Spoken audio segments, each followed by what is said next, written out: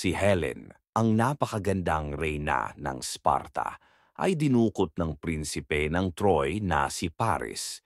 Ang pangyayaring ito ay nagdulot ng matinding galit sa mga Griego na itinuturing si Helen bilang simbolo ng kanilang karangalan at paggalang.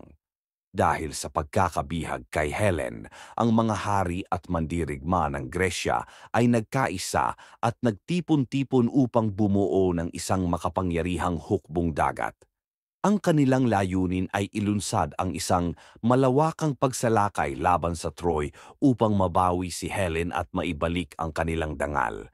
Sa loob ng 10 taon, ang dalawang panig ay naglaban sa isang madugo at walang katapusang digmaan sa paligid ng mga pader ng Troy.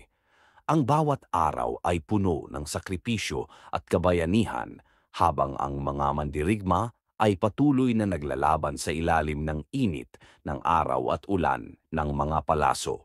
Sa kabila ng matagal na digmaan, ang mga Griego ay nagbalak ng isang mapanlinlang na estratehiya.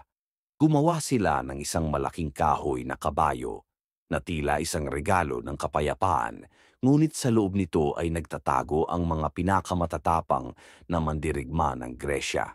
Sa wakas, nahulog at nawasak ang Troy na nagwakas sa digmaan at nagdulot ng malaking pagbabago sa sinaunang mundo ng Gresya.